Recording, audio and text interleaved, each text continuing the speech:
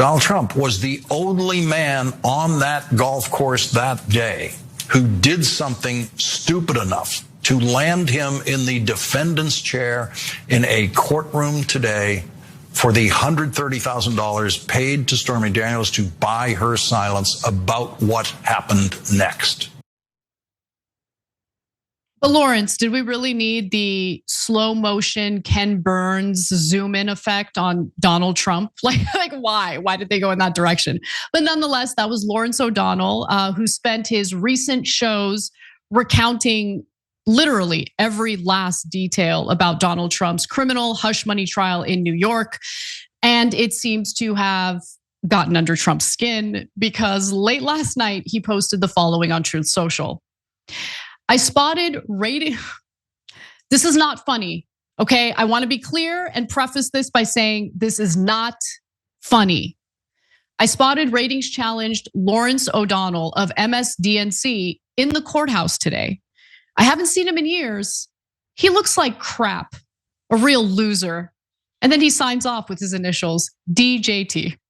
Thanks, Trump. Didn't know who it was until you made that clear. Now, anyway, listen, Lawrence O'Donnell was clearly proud of the fact that he triggered Donald Trump. He responded by saying, Trump posted this right after my show tonight. Must have been something I said. And look, we don't know which part of his program set Trump off specifically, but I do think it's worth watching a little bit of Lawrence O'Donnell's coverage because he did in fact dedicate his entire show last night to the trial, which I don't know, am I wrong for thinking that's crazy, especially given everything that's happening in the country and around the world right now? Like sometimes because of how long Cenk and I discuss a specific story related to the war in Gaza, the whole first hour will end up being taken up by that story. And I actually end up feeling bad about that because there's so many other news stories I think we need to talk about and get to.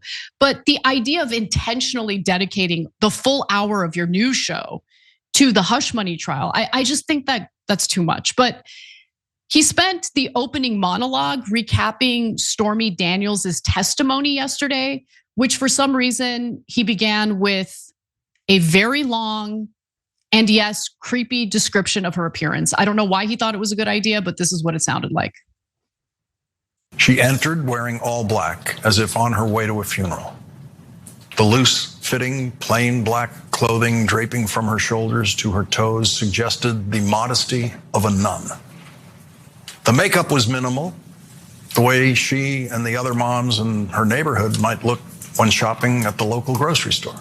The long blonde hair held up with a clip at the back of her head, the way it might be in a utilitarian way while she was doing dishes or checking one of the horseshoes on her horse. She later spoke of so proudly. When she walked by him, her face had the same expressionless, somber look that all the jurors always have when they walk by him, looking at the floor. For most of Stormy Daniels' testimony, she was wearing professorial eyeglasses that created even more of a remove from the image of adult actress. Pausing here to deliver some honest truth as we do in our news coverage as well. TYT is facing challenges, guys, as the entire industry is. You know who could make the difference? You. If you hit the join button below, it's gonna make all the difference and keep us in business. We appreciate you, thank you.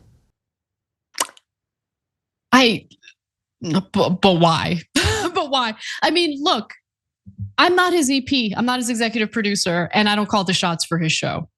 But if I did, I'd say, instead of that super slow, lengthy, and creepy description of Stormy Daniels' appearance, everything from like the loose-fitting black dress she was wearing to, I don't know, something about horseshoes. How about you cover a different story? Like dedicate maybe 5 minutes of your nightly news program to other news that's happening in the country and around the world. But anyway, he went on to mention how the judge, Judge Juan Merchan, admonished Trump for audibly cursing in the courtroom during Stormy Daniels' testimony and argued that Trump's lawyers did not do a good job with Stormy Daniels' testimony. Although Stormy Daniels, was so detailed in some of her testimony yesterday that the defense is actually a little giddy about it because they're planning on poking holes in her story during cross-examination in order to destroy her credibility. But guys, the other thing, and Cenk and I talked about this a little bit yesterday, but I wanna reemphasize what we were saying. Stormy Daniels literally knows nothing about the charges that Trump is facing in this case. She doesn't know about the falsified documents, how they were falsified, so she can't speak to that. The only reason why she was able to testify in this case is because Trump still denies that he had a sexual encounter with her, which is ridiculous. Everyone knows he did, including his own supporters. So if he had just fessed up to that, then the prosecution would probably get rejected if they had requested Stormy Daniels to testify, because the only thing she testified about was their sexual relationship, which does nothing to help prove the charges against Trump. And the charge against Trump is that he falsified documents in order to cover up the crime of Michael Cohen paying the hush money payment, right? Anyway, regardless of what did it, Trump was definitely triggered by Lawrence O'Donnell's coverage last night. And this apparently isn't the first time Lawrence O'Donnell has gotten under Trump's skin. And in today's era of politics, this is what people are looking for, triggering the other side, right? The MAGA supporters, Team MAGA, they wanna trigger the libs. You have Lawrence O'Donnell trying to trigger Trump and succeeding apparently. Last week, O'Donnell also attended some of Trump's trial in New York, and observers noticed Trump glaring at O'Donnell and muttering as he left court, which the host talked about on his show that night. Let's take a look. Well, at 4:26 p.m. today, Maggie Haberman posted this to the New York Times live update of the Trump trial, reporting from inside the courtroom. Trump left the courtroom squinting strangely at Lawrence O'Donnell, the MSNBC host, as he did. Adam Klasfeld, who has been in the courtroom for us every day, reported that same moment this way. As he exits, Trump turns his head directly at Lawrence, glowers and mutters under his breath, "I was sitting right next to him," meaning right next to me. It was my first time in the Trump trial courtroom, and it seems Donald Trump wasn't really pleased to see me. When our news media treats politics like it's nothing more than a blood sport, then politics becomes nothing more than a blood sport. And we don't actually think about how to hold the right people accountable for their actions, or how to work together with those we disagree with in order to accomplish common goals.